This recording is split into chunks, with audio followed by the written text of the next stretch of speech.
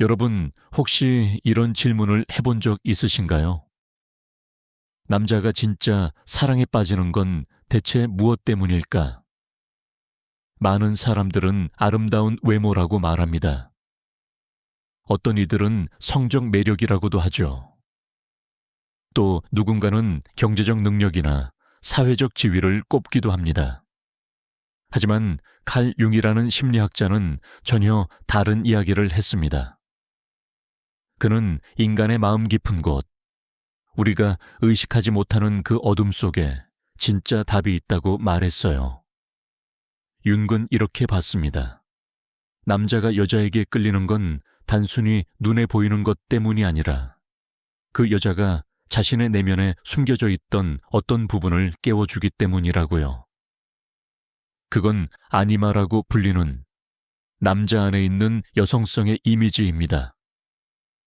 그리고 그 여성성은 그저 부드러움이나 감성만을 뜻하지 않아요.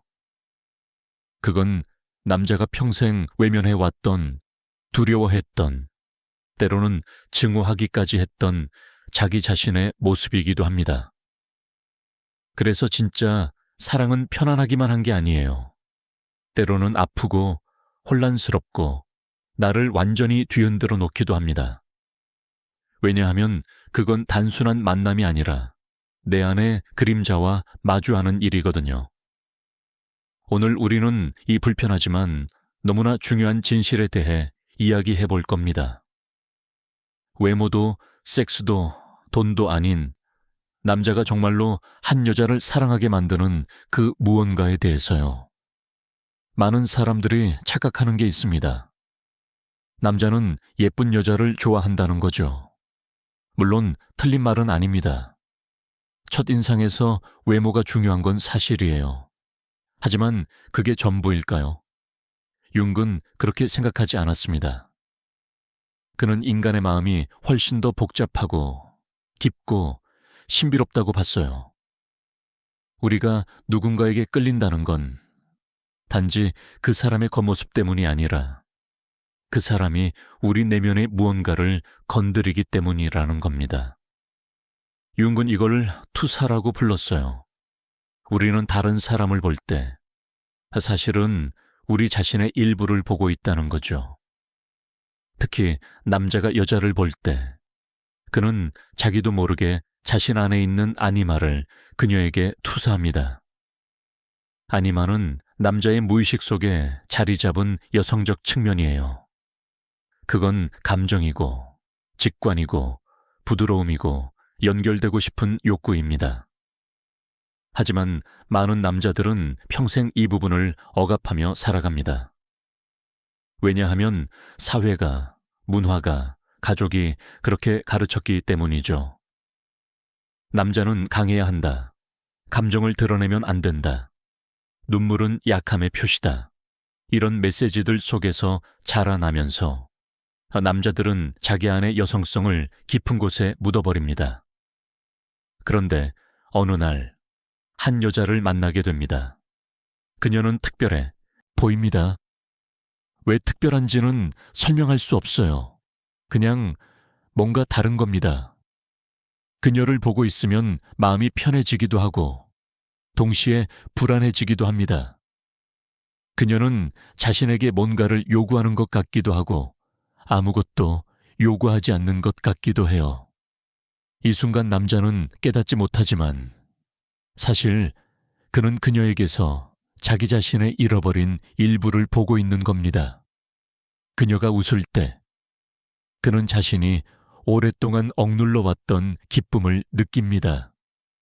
그녀가 슬퍼할 때 그는 자신이 평생 숨겨왔던 상처를 마주하게 됩니다. 그녀가 화를 낼 때 그는 자신이 표현하지 못했던 분노를 봅니다. 이게 바로 융이 말한 심리적 공명입니다.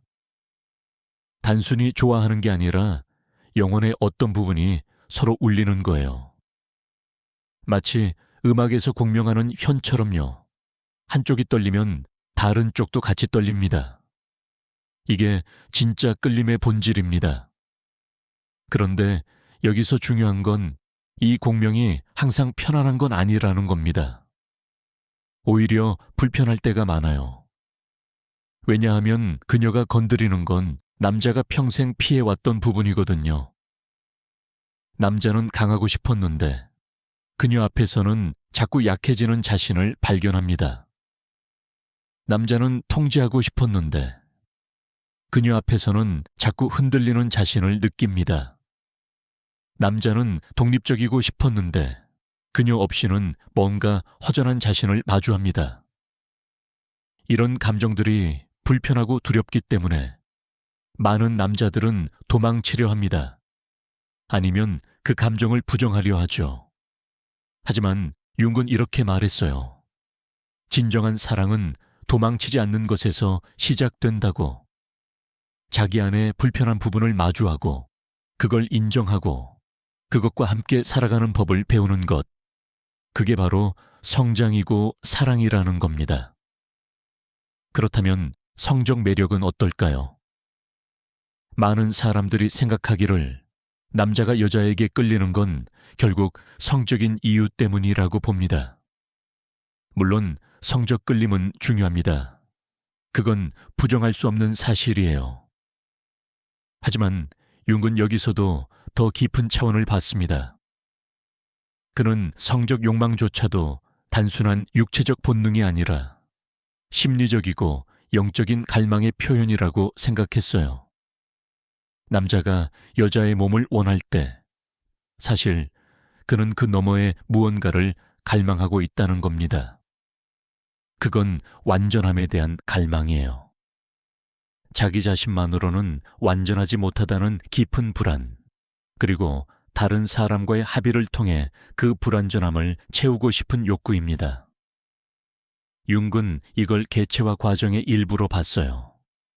우리는 태어날 때 분리된 존재로 태어나지만 평생 다시 연결되고 싶어하는 존재라는 거죠.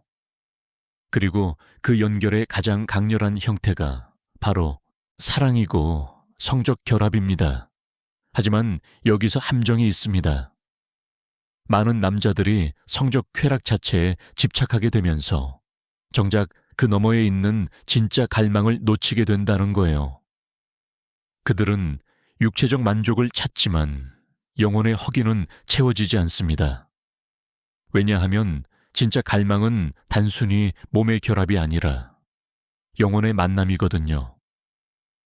융은 이렇게 봤습니다. 진정한 성적 끌림은 상대방의 몸이 아니라 그 사람의 존재 전체에 대한 끌림이라고요. 그 사람이 어떻게 웃는지, 어떻게 생각하는지, 어떻게 세상을 바라보는지, 그 모든 것이 하나로 어우러져서 만들어내는 그 무언가에 끌리는 거죠.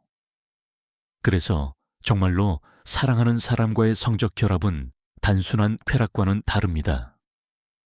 그건 두 영혼이 잠시 하나가 되는 경험이에요. 물론 이건 너무 이상적으로 들릴 수도 있습니다.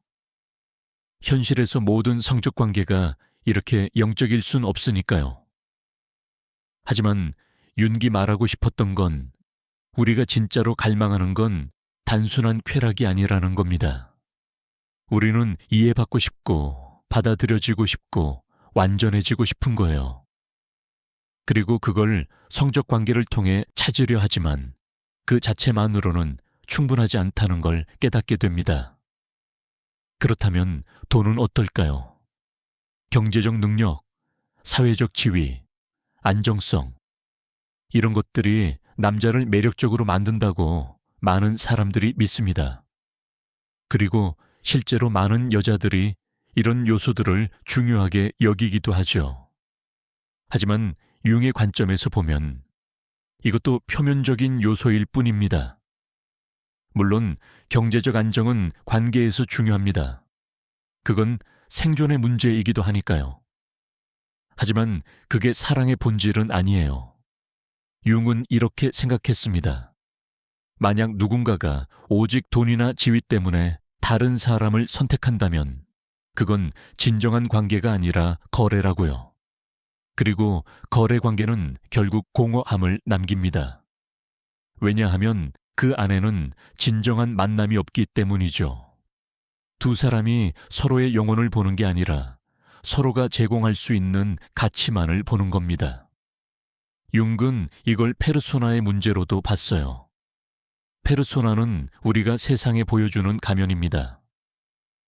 사회가 기대하는 역할, 우리가 유지하고 싶은 이미지, 그런 것들로 만들어진 겉모습이죠. 많은 남자들은 성공한 남자라는 페르소나를 만들기 위해 애씁니다. 좋은 직장, 좋은 차, 좋은 집, 이런 것들로 자신을 포장하죠. 그리고 그 페르소나가 매력적이라고 생각합니다. 하지만 융은 경고했어요. 페르소나에만 집착하면 진짜 자기 자신을 잃어버린다고요. 그리고 누군가 당신의 페르소나를 사랑한다면 그건 당신을 사랑하는 게 아니라는 겁니다. 그건 당신이 만들어낸 이미지를 사랑하는 거예요. 진짜 당신은 그 뒤에 숨어서 외로움을 느끼게 됩니다. 왜냐하면 아무도 진짜 당신을 보지 않으니까요. 그렇다면 진짜 사랑은 뭘까요? 융에게 진짜 사랑은 가면 너머의 사람을 보는 겁니다.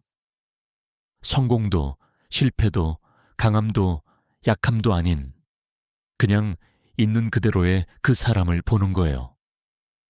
그리고 그 사람의 불완전함까지도 받아들이는 겁니다. 왜냐하면 사랑은 완벽한 사람을 찾는 게 아니라 불완전한 두 사람이 서로의 불완전함 속에서 함께 성장하는 과정이니까요. 이게 바로 융이 말한 개체화의 여정입니다. 혼자서는 완성될 수 없는 자기 자신을 다른 사람과의 관계 속에서 점점 더 온전하게 만들어가는 과정이죠. 그리고 이 과정에서 진정으로 중요한 건 외모도 섹스도 돈도 아닙니다. 그건 바로 진정성이에요. 얼마나 진실하게 자기 자신을 드러낼 수 있는가, 얼마나 용감하게 자기 안의 어둠과 빛을 모두 보여줄 수 있는가, 이게 진짜 매력의 핵심입니다. 이제 우리는 더 깊은 곳으로 들어가야 합니다. 융이 말한 그림자의 영역으로요. 그림자는 우리가 인정하고 싶지 않은 자기 자신의 일부입니다. 우리가 부끄러워하는 것, 두려워하는 것, 싫어하는 것들이 모두 그림자 속에 숨어 있어요. 그리고 이 그림자는 우리의 관계에 엄청난 영향을 미칩니다. 왜냐하면 우리는 자기도 모르게 그림자를 다른 사람에게 투사하거든요. 예를 들어볼까요? 어떤 남자가 자기 안에 있는 나약함을 인정하지 못한다고 해봅시다. 그는 평생 강한 남자가 되려고 애써왔고 약함을 보이는 건 용납할 수 없는 일이었어요. 그런데 그가 만난 여자가 가끔 약한 모습을 보입니다. 눈물을 흘리기도 하고 두려움을 표현하기도 하죠. 이때 남자는 불편함을 느낍니다. 왜냐하면 그녀의 나약함이 자신의 그림자를 건드리기 때문이에요. 그는 그녀를 비난할 수도 있습니다. 왜 그렇게 약하냐고, 왜 강해지지 못하냐고요. 하지만 실제로 그가 비난하는 건 그녀가 아니라 자기 자신입니다. 그는 자기 안의 나약함을 그녀에게 투사하고 있는 거예요. 융은 이게 관계에서 갈등이 생기는 가장 큰 이유 중 하나라고 봤습니다. 우리는 상대방의 실제 모습을 보는 게 아니라 우리 자신의 그림자를 보고 반응한다는 거죠. 그래서 관계는 때로 거울과 같습니다. 상대방은 우리가 부정하고 싶은 자기 자신의 일부를 비춰주는 거예요. 그리고 이건 정말 불편한 경험입니다. 우리는 본능적으로 그 거울에서 눈을 돌리고 싶어 해요. 하지만 융은 이렇게 말했습니다. 진정한 성장은 그 거울을 똑바로 볼 때 일어난다고요. 상대방이 비춰주는 내 모습을 아무리 싫어도 정면으로 마주할 때 우리는 비로소 온전한 자기 자신이 될 수 있다는 겁니다. 그렇다면 여자는 이 과정에서 어떤 역할을 할까요? 융의 관점에서 보면 여자는 단순히 사랑의 대상이 아니라 남자의 내면 여행을 돕는 안내자입니다. 그녀는 남자가 자기 안에 아니마를 만나도록 돕고 그림자를 직면하도록 돕고 결국엔 더 온전한 사람이 되도록 돕는 존재예요. 물론 이건 여자만의 역할은 아닙니다. 남자도 여자에게 같은 역할을 하죠. 융은 남자 안에 아니마가 있듯이 여자 안에는 아니무스가 있다고 했어요. 아니무스는 여자의 무의식 속 남성적 측면입니다. 그리고 건강한 관계에서는 두 사람이 서로에게 이런 역할을 해주는 거예요. 서로의 내면을 깨우고 서로의 성장을 돕는 겁니다. 하지만 이 과정은 결코 쉽지 않습니다. 왜냐하면 성장은 항상 고통을 동반하니까요. 우리는 변화를 두려워하는 존재거든요. 익숙한 것, 안전한 곳에 머물고 싶어 합니다. 새로운 자기 자신을 만나는 건 불안하고 무섭습니다. 그래서 많은 관계가 이 지점에서 깨집니다. 한쪽이나 양쪽 모두 성장의 고통을 감당하지 못하고 도망치는 거예요. 그들은 더 편한 관계를 찾아 떠나지만 결국 같은 문제를 반복하게 됩니다. 왜냐하면 문제는 상대방에게 있는 게 아니라 자기 자신 안에 있기 때문이죠. 융은 이렇게 말했습니다. 진정한 용기는 도망치지 않는 것이라고요. 불편해도 아파도 혼란스러워도 그 자리에 머무는 거예요. 그리고 그 과정을 통과할 때 우리는 전에는 상상도 못했던 깊이의 사랑을 경험하게 된다고 했습니다. 그건 단순히 기분 좋은 감정이 아니라 두 영혼이 진정으로 만나는 경험이에요. 서로의 빛도 보고 어둠도 보고 그 모든 걸 받아들이는 사랑입니다. 한국 사회에서 이런 이야기는 때로 낯설게 느껴질 수 있습니다. 우리는 오랫동안 감정을 억누르고 역할에 충실하고 겉으로 보이는 성공을 중요하게 여기는 문화 속에서 자라왔으니까요. 특히 남자들은 자신의 감정을 표현하는 걸 약함으로 여기도록 교육받았습니다. 강해야 한다, 책임져야 한다, 가장이어야 한다는 무게 속에서 많은 한국 남자들은 자기 내면과 단절된 채 살아왔어요. 그리고 여자들도 마찬가지로 역할에 갇혀 있었습니다.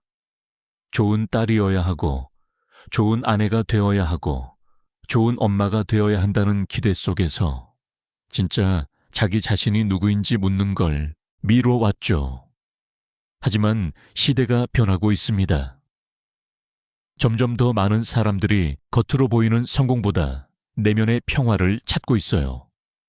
물질적 풍요보다 심리적 충만함을 원하고 있습니다. 그리고 관계에서도 단순히 역할을 수행하는 파트너가 아니라 진정으로 영혼이 통하는 동반자를 찾고 있죠. 융의 사상은 바로 이런 시대에 더욱 의미가 있습니다. 그는 100년 전에 이미 우리가 지금 깨닫고 있는 진실을 말했어요. 진정한 행복은 외부에서 오는 게 아니라 내면에서 온다고요. 그리고 진정한 사랑은 다른 사람을 소유하는 게 아니라 함께 성장하는 것이라고 말했습니다. 이제 우리는 융이 말한 개체화 과정에 대해 더 깊이 들어가 보겠습니다. 개체화는 융 심리학의 핵심 개념이에요. 간단히 말하면 자기 자신이 되어가는 과정입니다. 우리는 태어날 때 어떤 잠재력을 가지고 태어나지만 그게 저절로 실현되는 건 아니에요. 우리는 평생에 걸쳐 점점 더 자기 자신이 되어가는 여정을 걷습니다. 그리고 이 여정에서 관계는 매우 중요한 역할을 합니다. 왜냐하면 다른 사람과의 만남을 통해서만 우리는 진정으로 자기 자신을 알 수 있기 때문이죠. 사랑하는 사람은 우리에게 거울이 됩니다. 그 거울 속에서 우리는 자신의 모습을 봅니다. 때로는 아름다운 모습을, 때로는 추한 모습을 보게 되죠. 그리고 둘 다 진짜 우리입니다. 융은 이렇게 말했어요. 우리가 완전해지려면 우리 안에 모든 부분을 통합해야 한다고요. 빛도, 어둠도, 강함도, 약함도, 남성성도, 여성성도 모두 우리의 일부라는 걸 인정하고 받아들여야 한다는 겁니다. 그리고 이 통합의 과정은 혼자서는 매우 어렵습니다. 우리는 스스로를 객관적으로 보기 힘들거든요. 우리는 자기 자신에게 너무 가까이 있어서 자기 모습을 제대로 볼 수가 없어요. 하지만 사랑하는 사람은 우리를 다른 각도에서 봅니다. 그리고 그 시선을 통해 우리는 새로운 자기 자신을 발견하게 되죠. 물론 이게 항상 즐거운 경험은 아닙니다. 때로는 사랑하는 사람이 우리가 보고 싶지 않은 모습을 비춰주기도 해요. 우리의 이기심, 우리의 두려움, 우리의 상처, 이런 것들이 관계 속에서 드러나게 됩니다. 그리고 많은 사람들이 이 순간 화를 냅니다. 상대방을 탓하죠. 하지만 융은 이렇게 말했습니다. 그 순간이 바로 성장의 기회라고요. 상대방이 우리에게 화를 내는 게 아니라 우리 안의 그림자가 나타나고 있는 것뿐이라는 거예요. 그리고 만약 우리가 그 그림자를 정면으로 바라보고 그것과 대화하고 그것을 통합할 수 있다면 우리는 한 단계 더 성장하게 된다는 겁니다. 이 과정을 거치면서 사랑의 의미도 변합니다. 처음에는 사랑이 그저 좋은 감정인 것 같았어요. 상대방과 함께 있으면 기분이 좋고 행복하고 세상이 아름답게 보였죠. 하지만 시간이 지나면서 우리는 깨닫게 됩니다. 사랑은 단순한 감정이 아니라는 걸요. 사랑은 선택이고 헌신이고 때로는 희생이기도 합니다. 그리고 무엇보다 사랑은 성장입니다. 우리를 더 나은 사람으로 만드는 힘이죠. 융은 이런 사랑을 진정한 사랑이라고 불렀습니다. 그건 낭만적 사랑의 흥분이 가라앉은 후에도 남아있는 깊은 연결이에요. 서로의 존재 자체가 소중하고 서로의 성장을 진심으로 원하고 서로 없는 삶을 상상할 수 없는 그런 사랑입니다. 이런 사랑에 도달하기 위해서는 많은 것을 통과해야 합니다. 환상을 버려야 하고 기대를 내려놓아야 하고 통제를 포기해야 해요. 그리고 무엇보다 자기 자신을 정직하게 바라볼 용기가 필요합니다. 많은 사람들이 이 지점에서 포기합니다. 너무 어렵고 너무 아프고 너무 불확실하니까요. 그들은 더 쉬운 관계를 찾아 떠나지만 결국 같은 패턴을 반복하게 됩니다. 왜냐하면 진짜 문제는 해결되지 않았으니까요. 융은 이렇게 경고했습니다. 우리가 직면하지 않은 것은 운명이 되어 돌아온다고요. 우리가 피하고 싶은 그 불편한 진실, 우리가 인정하고 싶지 않은 그 어두운 부분, 그것들은 사라지지 않습니다. 오히려 더 강해져서 우리 삶에 다시 나타나죠. 다른 사람과의 관계에서, 다른 상황에서, 하지만 본질적으로는 같은 문제로요. 그래서 진정한 용기는 그 자리에 머무는 겁니다.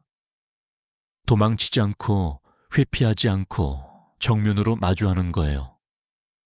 사랑하는 사람과의 갈등 속에서 우리 자신의 그림자를 보는 겁니다. 그리고 그걸 인정하고 받아들이고 통합하는 과정을 거치는 거죠. 이게 바로 융이 말한 개체화의 핵심입니다.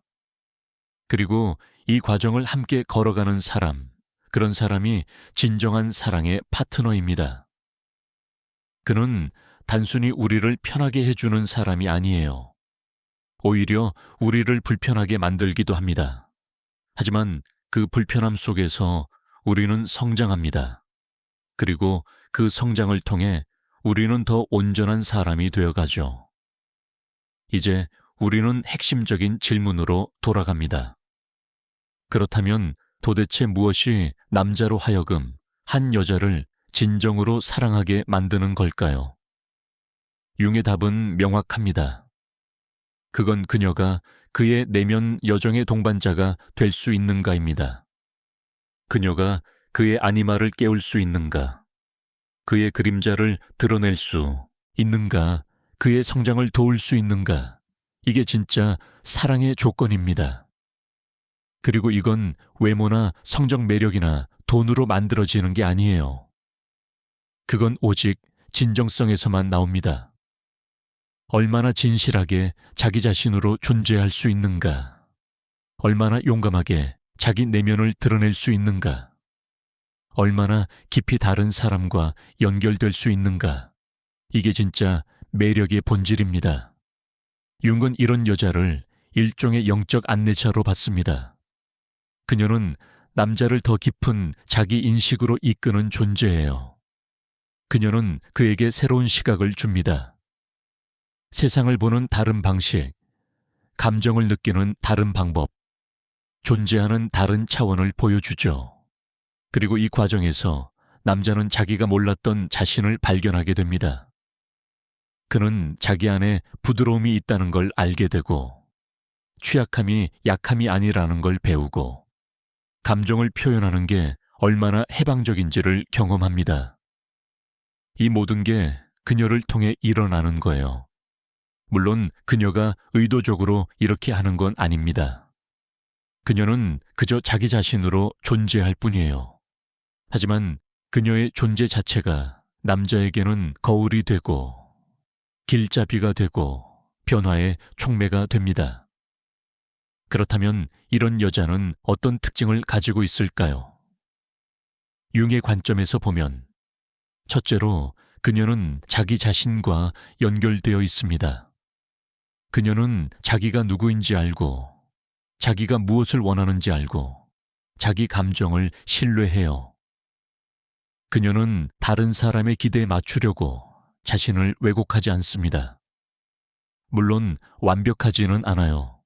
그녀도 불안하고 두렵고 때로는 길을 잃기도 합니다. 하지만 그런 불완전함조차도 정직하게 인정하고 드러낼 수 있는 용기가 있어요. 둘째로, 그녀는 깊이가 있습니다. 그녀는 단순히 표면적인 대화에 만족하지 않아요. 그녀는 의미를 찾고 본질을 탐구하고 삶의 신비를 궁금해합니다. 그녀와의 대화는 남자에게 새로운 세계를 열어줍니다. 그는 그녀와 이야기하면서 자기가 생각해 본 적 없던 질문들을 마주하게 되고 자기 안에 잠들어 있던 호기심이 깨어나는 걸 느낍니다. 셋째로, 그녀는 정서적 용기가 있습니다. 그녀는 불편한 감정도 회피하지 않아요. 슬픔도, 분노도, 두려움도 모두 인간의 일부라는 걸 받아들입니다. 그리고 그런 감정들을 건강하게 표현하고 처리하는 법을 알아요. 이게 남자에게는 엄청난 배움이 됩니다. 왜냐하면 많은 남자들은 감정을 다루는 법을 배우지 못했거든요. 그들은 감정을 억압하거나 폭발시키는 것 외에는 방법을 몰라요. 하지만 그녀를 보면서 남자는 감정과 건강하게 관계 맺는 법을 배우게 됩니다. 넷째로, 그녀는 독립적입니다. 그녀는 남자에게 의존하지 않아요.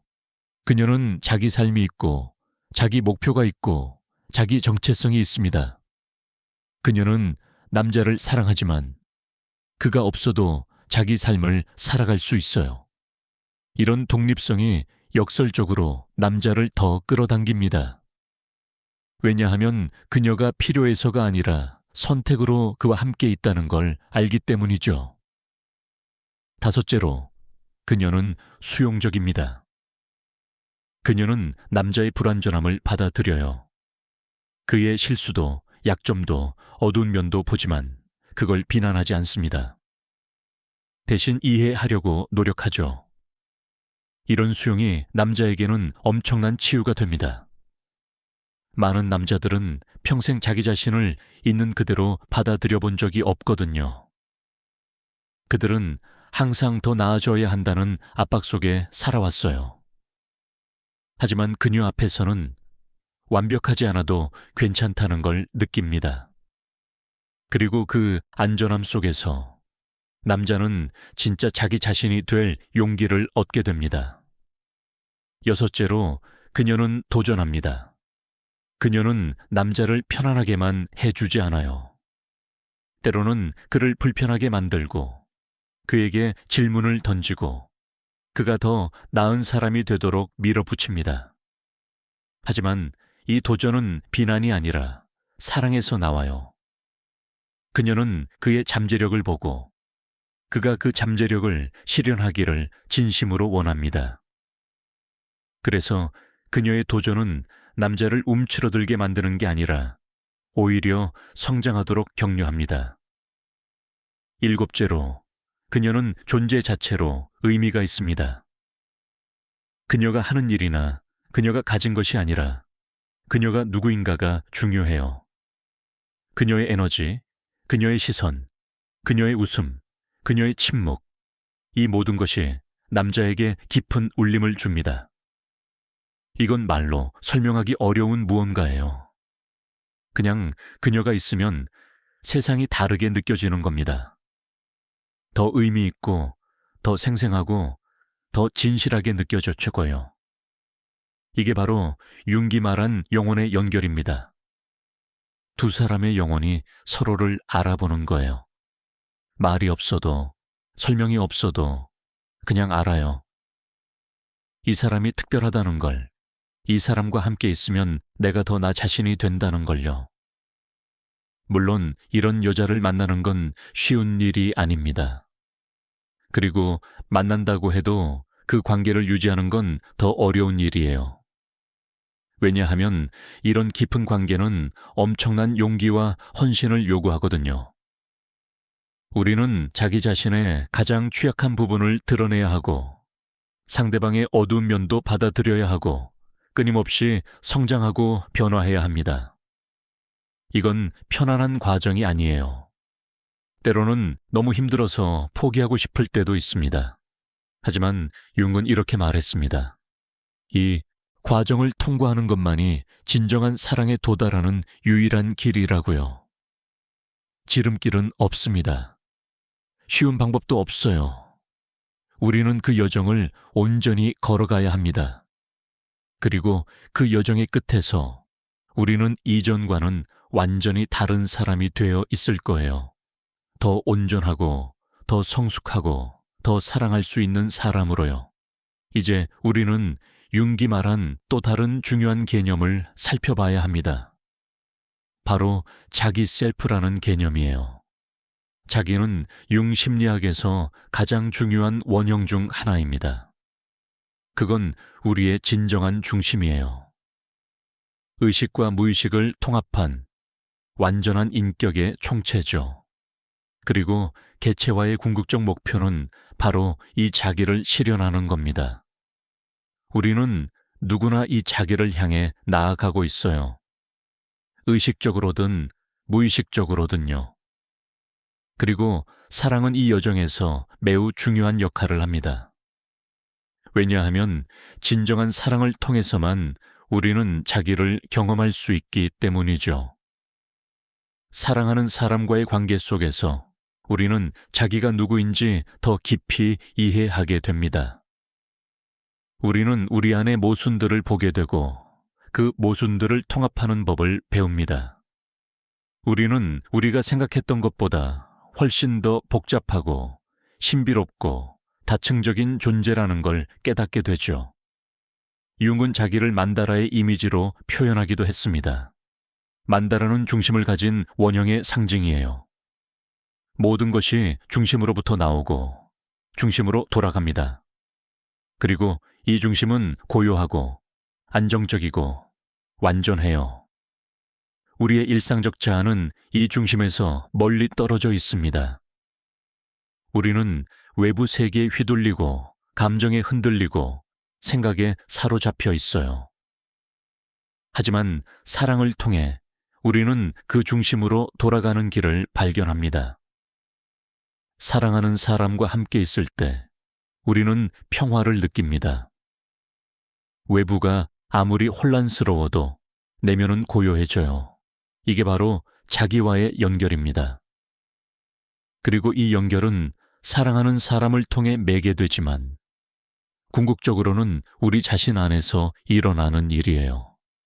상대방은 거울이고 안내자이지만 여행하는 건 우리 자신입니다. 융은 이 과정을 연금술에 비유하기도 했습니다. 연금술사들은 납을 금으로 바꾸려고 했죠. 하지만 융은 이게 단순히 물질적 변화가 아니라 심리적 변화의 상징이라고 봤어요. 우리의 납 같은 무의식을 금 같은 의식으로 변화시키는 과정, 그게 바로 개체화라는 겁니다. 그리고 사랑은 이 연금술의 가장 강력한 촉매예요. 사랑을 통해 우리는 변화합니다. 우리의 어두운 부분이 빛으로 바뀌고, 우리의 상처가 지혜로 변하고, 우리의 약함이 강함으로 변합니다. 하지만 이 변화는 순식간에 일어나지 않아요. 연금술사들이 오랜 시간 동안 재료를 가열하고 냉각하고 정제했듯이 우리도 오랜 시간 동안 관계의 불과물을 통과해야 합니다. 갈등도 겪고 화해도 하고 상처도 주고받으면서 점점 더 순수한 형태로 정제되어 가는 거죠. 이 과정에서 중요한 건 인내입니다. 우리는 빠른 결과를 원하는 시대에 살고 있어요. 즉각적인 만족, 빠른 성공, 손쉬운 해결책을 찾습니다. 하지만 진정한 변화는 시간이 걸려요. 영혼의 작업은 서두를 수 없습니다. 융은 이걸 잘 알고 있었어요. 그래서 그는 사람들에게 조급해하지 말라고, 과정을 신뢰하라고 말했습니다. 때로는 아무 일도 일어나지 않는 것처럼 보일 때가 있어요. 관계가 정체된 것 같고 아무런 진전이 없는 것 같습니다. 하지만 표면 아래에서는 깊은 변화가 일어나고 있어요. 마치 씨앗이 땅 속에서 조용히 싹을 틀 준비를 하듯이 우리의 영혼도 보이지 않는 곳에서 성장하고 있습니다. 그리고 때가 되면 그 변화가 모습을 드러냅니다. 갑자기 모든 게 명확해지고 이해되고 의미가 생깁니다. 아, 이래서 그 시간이 필요했구나. 이래서 그 고통을 겪어야 했구나. 하고 깨닫게 되는 순간이 와요. 융은 또한 그림자와의 작업에 대해 많이 이야기했습니다. 그림자는 우리가 부정하는 자기 자신의 부분이에요. 우리가 싫어하고 두려워하고 숨기고 싶어 하는 것들이죠.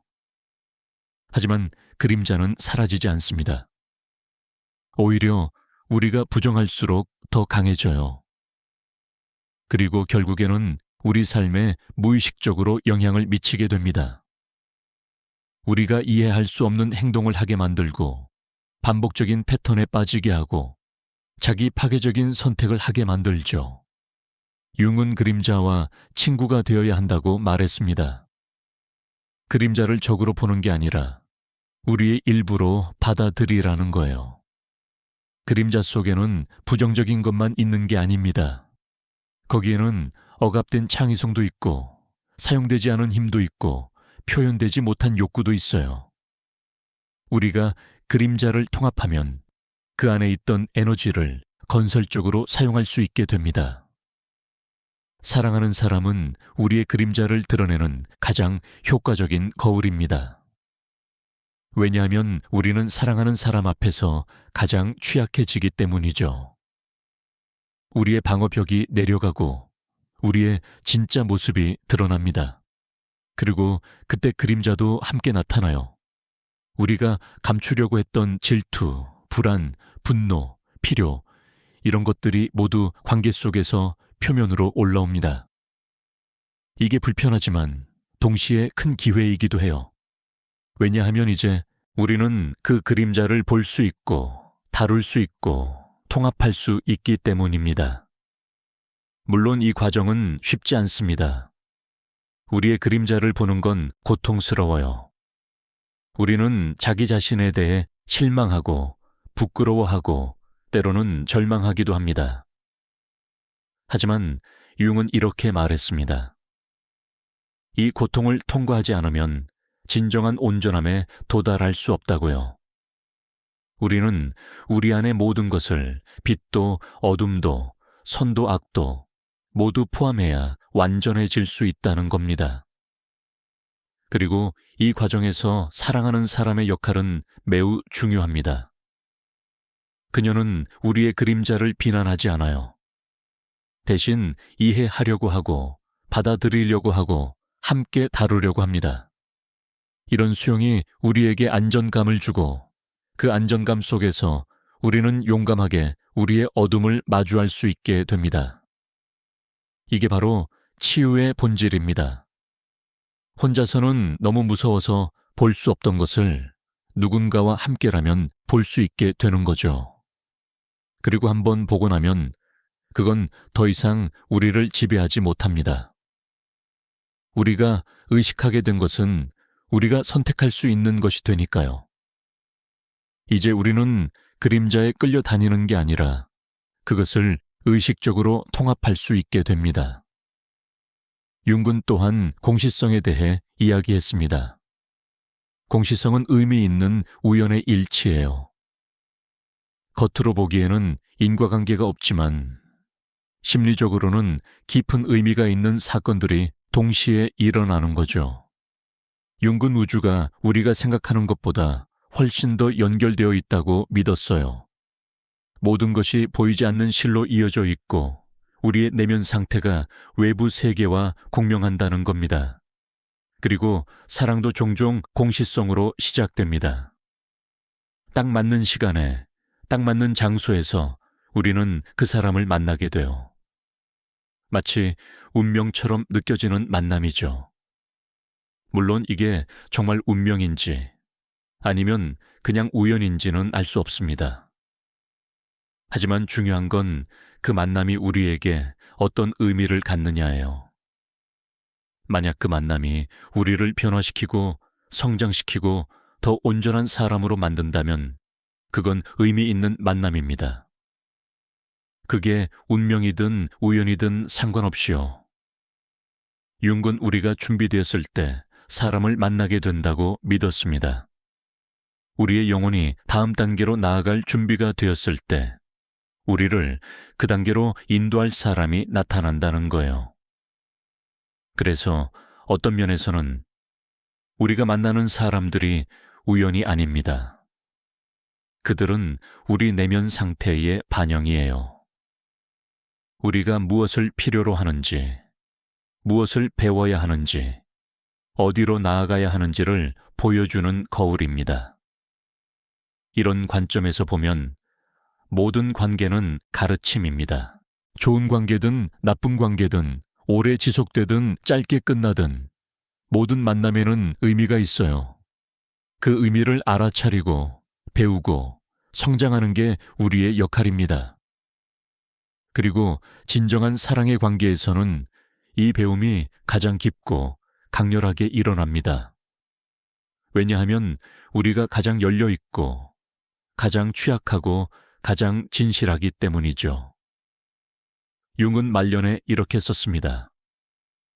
인생의 오후는 아침과는 다른 의미를 가진다고요. 젊었을 때는 성취와 성공을 추구하지만 나이가 들면서 우리는 의미와 온전함을 추구하게 된다는 겁니다. 그리고 사랑도 마찬가지예요. 젊었을 때의 사랑은 열정적이고 흥분되고 드라마틱합니다. 하지만 성숙한 사랑은 고요하고 깊고 안정적이에요. 그건 덜 극적이지만 훨씬 더 의미 있습니다. 성숙한 사랑에서 우리는 상대방을 바꾸려고 하지 않아요. 우리는 그 사람을 있는 그대로 받아들입니다. 우리는 완벽한 관계를 기대하지 않습니다.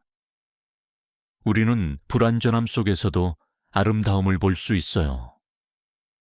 우리는 매일의 작은 순간들에서 기쁨을 찾습니다.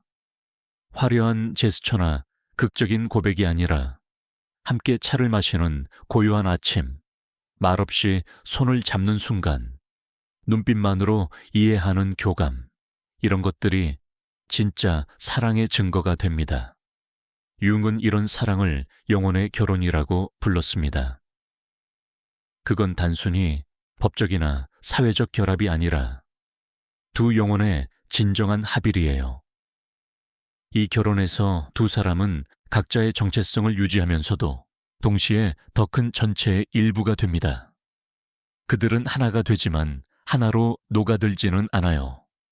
그들은 여전히 두 개의 분리된 존재이지만 깊은 차원에서 연결되어 있습니다. 이런 관계에서는 소유나 집착이 없습니다. 각자가 자유롭지만 그 자유 속에서 서로를 선택해요. 의무나 필요가 아니라 진정한 사랑으로 함께 있는 겁니다. 이게 윤기 궁극적으로 말하고 싶었던 사랑의 모습입니다. 그건 쉽게 달성되는 게 아니에요. 많은 시행착오와 많은 고통과 많은 성장을 거쳐야 도달할 수 있는 경지입니다. 하지만 그 여정을 걷는 것 자체가 의미 있고 그 과정에서 우리는 점점 더 온전한 사람이 되어갑니다. 한국 사회에서 이런 이야기는 때로 낯설게 들릴 수 있습니다. 우리는 실용적이고 현실적인 사랑관을 가지고 있으니까요. 조건, 안정, 책임, 이런 것들이 중요하게 여겨집니다. 그리고 물론 그것들도 중요해요. 하지만 윤기 말하는 건 그것들을 넘어서는 차원입니다. 물질적 안정도 중요하지만 영혼의 안정은 더 중요하다는 거예요. 사회적 성공도 의미 있지만 내면의 성장은 더 의미 있다는 겁니다. 그리고 점점 더 많은 한국 사람들이 이걸 깨닫고 있어요. 겉으로 보기에 완벽한 조건을 갖춘 관계가 왜 공허한지, 모든 걸 가진 것 같은데 왜 행복하지 않은지, 많은 사람들이 이런 질문을 하기 시작했습니다. 그리고 그 답은 윤기 100년 전에 이미 제시했어요.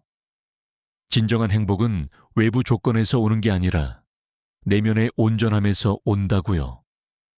그리고 진정한 사랑은 그 온전함을 향한 여정의 가장 중요한 동반자라는 겁니다. 자, 이제 우리는 거의 여정의 끝에 다다랐습니다. 우리는 융의 사상을 통해 사랑의 본질을 탐구해 왔어요. 그리고 우리가 발견한 건 진정한 사랑은 우리가 보통 생각하는 것과는 매우 다르다는 겁니다. 그건 외모나 성적 매력이나 돈으로 만들어지는 게 아니에요. 그건 두 영혼의 깊은 만남이고 서로의 성장을 돕는 여정이고 자기 자신이 되어가는 과정입니다. 융은 이렇게 말했습니다. 가장 중요한 질문은 내가 무엇을 얻을 수 있는가가 아니라 내가 누구인가라고요. 그리고 사랑은 바로 이 질문에 답하는 과정입니다. 사랑하는 사람과의 관계 속에서 우리는 점점 더 자기 자신을 발견하게 돼요. 우리가 누구인지, 무엇을 원하는지, 어디로 가고 있는지 이 모든 것이 명확해집니다. 물론 이 과정은 늘 즐겁지만은 않습니다. 때로는 고통스럽고 혼란스럽고 두렵기도 해요. 하지만 바로 그 어려움 속에서 진정한 성장이 일어납니다. 우리가 편안함의 영역을 벗어날 때, 우리가 알지 못하는 자신과 마주할 때, 우리가 변화의 고통을 감내할 때, 우리는 새로운 사람이 됩니다. 더 깊고, 더 지혜롭고, 더 사랑할 수 있는 사람으로요. 그리고 이런 사랑은 단순히 두 사람 사이의 일이 아니에요. 그건 세상 전체에 영향을 미칩니다. 진정으로 사랑하는 사람은 더 자비로워지고, 더 이해심이 깊어지고, 더 연민을 느낍니다. 그는 자기 자신뿐만 아니라 다른 사람들의 고통도 이해할 수 있게 되죠. 왜냐하면 그 자신이 그 여정을 걸어왔기 때문입니다. 융은 개인의 변화가 집단의 변화로 이어진다고 믿었습니다. 한 사람 한 사람이 더 온전해질수록 사회 전체도 더 건강해진다는 거예요. 그래서 사랑은 개인적인 일인 동시에 사회적인 일이기도 합니다. 우리가 진정으로 사랑하는 법을 배울 때 우리는 더 나은 세상을 만드는 데 기여하는 겁니다. 이게 융의 비전이었어요. 한 번에 한 사람씩, 한 번에 한 관계씩 세상을 변화시키는 것. 그리고 그 변화는 거창한 것에서 시작되지 않습니다. 그건 아주 작고 개인적인 것에서 시작돼요. 자기 자신을 정직하게 바라보기, 자기 그림자를 인정하기, 사랑하는 사람과 진실하게 소통하기, 이런 작은 것들이 모여서 큰 변화를 만듭니다. 그렇다면 우리는 어떻게 해야 할까요? 융의 가르침을 우리 삶에 어떻게 적용할 수 있을까요? 첫째로, 우리는 자기 자신을 알아가는 여정을 시작해야 합니다. 자기 내면을 탐구하고, 자기 감정을 이해하고, 자기 그림자를 마주하는 용기를 가져야 해요. 이건 쉽지 않은 일입니다. 때로는 전문가의 도움이 필요할 수도 있어요. 하지만 이 여정을 시작하는 것 자체가 이미 큰 용기이고 큰 성장입니다. 둘째로, 우리는 관계에 대한 기대를 재조정해야 합니다. 완벽한 파트너를 찾으려는 환상을 버리고 함께 성장할 수 있는 사람을 찾아야 해요. 그리고 그 사람과 함께 불완전함을 받아들이고 갈등을 통과하고 서로를 깊이 이해하는 법을 배워야 합니다. 셋째로, 우리는 인내심을 가져야 합니다. 진정한 사랑은 시간이 걸립니다. 처음에 열정이 식은 후에도, 어려움이 찾아올 때도, 의심이 들 때도 그 자리에 머무는 용기가 필요해요. 물론 모든 관계를 끝까지 유지해야 한다는 건 아닙니다. 때로는 끝내는 것이 맞는 관계도 있어요. 하지만 우리가 진정으로 성장하고 싶다면 쉽게 포기하지 말아야 합니다. 넷째로, 우리는 자기 자신에게 진실해야 합니다. 상대방을 기쁘게 하기 위해 자신을 속이지 말고 사회의 기대에 맞추기 위해 자신을 왜곡하지 말아야 해요. 진정성이야말로 진정한 매력의 원천이고 진정한 사랑의 기초입니다. 다섯째로, 우리는 끊임없이 배우고 성장해야 합니다. 관계는 고정된 게 아니라 살아있는 유기체예요. 계속 변하고 발전하고 진화합니다. 우리도 그와 함께 변화하고 성장해야 해요. 새로운 것을 시도하고 새로운 관점을 받아들이고 새로운 자신을 발견하는 용기가 필요합니다. 여섯째로, 우리는 감사하는 법을 배워야 합니다. 우리 곁에 있는 사람의 존재를 당연하게 여기지 말고 매일 그 존재에 감사해야 해요. 작은 것들에서 기쁨을 찾고 평범한 순간들을 소중히 여기는 것. 이게 사랑을 지속시키는 비결입니다. 일곱째로, 우리는 용서하는 법을 배워야 합니다. 완벽한 사람은 없어요. 우리도 실수하고 상대방도 실수합니다. 그 실수들을 붙잡고 있으면 관계는 무거워지고 질식합니다.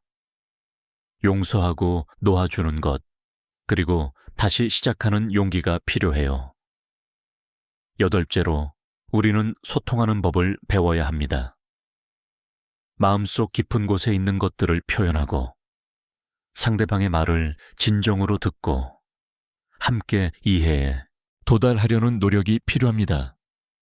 많은 관계가 소통의 부재로 무너지거든요. 아홉째로, 우리는 독립성을 유지해야 합니다. 사랑한다고 해서 자기 자신을 잃어버려서는 안 돼요. 각자의 공간, 각자의 관심사, 각자의 성장이 필요합니다. 건강한 관계는 두 개의 완전한 개인이 만나서 만들어지는 거지, 반쪽짜리 두 사람이 합쳐지는 게 아닙니다. 마지막으로, 우리는 희망을 가져야 합니다. 아무리 어려워 보여도, 아무리 길이 보이지 않아도 진정한 사랑은 가능하다는 믿음을 가져야 해요. 윤기 우리에게 보여준 건 바로 이 희망입니다. 우리 모두는 온전해질 수 있고, 진정으로 사랑할 수 있고, 의미 있는 삶을 살 수 있다는 희망이죠. 그의 가르침은 단순한 이론이 아니라 그 자신의 삶을 통해 증명된 지혜입니다. 융도 많은 어려움을 겪었어요. 그도 자기 그림자와 씨름했고, 관계에서 고통을 겪었고, 자기 자신을 의심했습니다. 하지만 그는 그 모든 것을 통과하면서 더 깊은 이해에 도달했어요. 그리고 그 이해를 우리와 나누었습니다. 우리가 그의 가르침을 따른다면 우리도 같은 여정을 걸을 수 있습니다. 쉽지는 않을 거예요. 하지만 가치 있는 일은 대부분 어렵습니다. 그리고 이보다 더 가치 있는 일이 있을까요? 자기 자신을 온전히 알고 진정으로 사랑하고 의미 있는 삶을 사는 것보다 더 중요한 게 있을까요? 여러분, 오늘 우리는 긴 여정을 함께 걸어왔습니다. 칼 융의 사상을 통해 사랑의 본질을 탐구했어요. 그리고 우리가 발견한 건 진정한 사랑은 외모나 섹스나 돈이 아니라 두 영혼의 깊은 만남이라는 것입니다. 그건 서로의 성장을 돕고 서로의 온전함을 지지하고 함께 더 나은 사람이 되어가는 여정이에요. 이 여정은 쉽지 않습니다. 많은 용기와 인내와 헌신이 필요해요. 하지만 이 여정을 걷는 것 자체가 우리를 더 깊고 더 지혜롭고 더 사랑할 수 있는 사람으로 만듭니다. 그리고 그게 바로 삶의 의미 아닐까요? 우리가 이 세상에 온 이유는 성공하기 위해서가 아니라 온전해지기 위해서입니다. 부자가 되기 위해서가 아니라 의미를 찾기 위해서죠. 그리고 사랑은 그 모든 것의 핵심에 있습니다. 윤기 우리에게 준 가장 큰 선물은 바로 이 통찰입니다. 우리는 혼자가 아니라는 것, 우리의 여정에는 의미가 있다는 것, 그리고 진정한 사랑은 가능하다는 것. 이 메시지는 100년 전이나 지금이나 여전히 진실입니다. 어쩌면 지금 이 시대에 더욱 필요한 메시지일지도 몰라요. 우리가 점점 더 연결되지만 동시에 더 외로워지는 이 시대, 진정한 만남의 의미를 다시 생각해 볼 필요가 있습니다. 우리가 더 많은 것을 가지지만 동시에 더 공허함을 느끼는 이 시대, 진정한 충만함이 무엇인지 물어봐야 합니다. 그리고 그 답은 윤기 이미 제시했어요. 진정한 충만함은 외부에서 오는 게 아니라 내면에서 온다고요.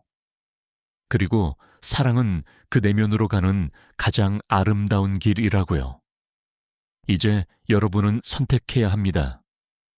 이 가르침을 그저 흥미로운 이야기로 듣고 지나갈 것인가? 아니면 실제로 여러분의 삶에 적용해 볼 것인가? 자기 자신을 더 깊이 탐구하고 사랑하는 사람과 더 진실하게 소통하고 불편하지만 필요한 성장을 받아들일 것인가? 이건 쉬운 선택이 아닙니다. 하지만 의미 있는 선택이에요. 그리고 여러분이 이 선택을 한다면 여러분의 삶은 근본적으로 변화할 겁니다. 더 깊어지고, 더 풍성해지고, 더 의미로 가득 차게 될 거예요. 여러분은 더 이상 표면적인 것에 만족하지 않을 겁니다. 여러분은 본질을 추구하게 될 거예요. 그리고 그 여정에서 여러분은 혼자가 아닙니다. 융의 지혜가 여러분과 함께 할 거고, 사랑하는 사람이 여러분의 동반자가 될 거고, 여러분 내면의 자기가 여러분을 인도할 겁니다. 기억하세요. 진정한 사랑은 외모도, 섹스도, 돈도 아닙니다. 진정한 사랑은 두 영혼이 서로를 알아보고, 서로를 받아들이고, 함께 성장하는 것입니다. 그건 완벽함을 추구하는 게 아니라 불완전함 속에서 아름다움을 발견하는 거예요. 그건 상대방을 바꾸려는 게 아니라 함께 변화해 가는 겁니다.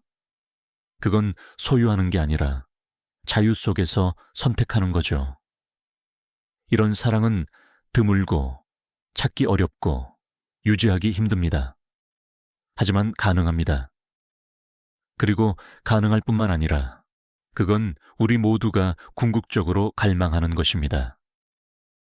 우리의 영혼이 진정으로 원하는 건 바로 이런 만남, 이런 연결, 이런 사랑입니다. 그러니 용기를 내세요. 자기 자신을 정직하게 바라보고 진실하게 사랑하고 의미 있게 살아가세요. 그리고 그 여정에서 만나는 모든 순간을, 모든 사람을, 모든 경험을 소중히 여기세요. 왜냐하면 그 모든 것이 여러분을 더 온전한 사람으로 만들어가는 과정이니까요. 윤기, 우리에게 남긴 이 지혜를 가슴에 새기고 여러분만의 방식으로 살아가시길 바랍니다. 여러분 모두에게 진정한 사랑과 깊은 성장이 함께하기를 진심으로 기원합니다.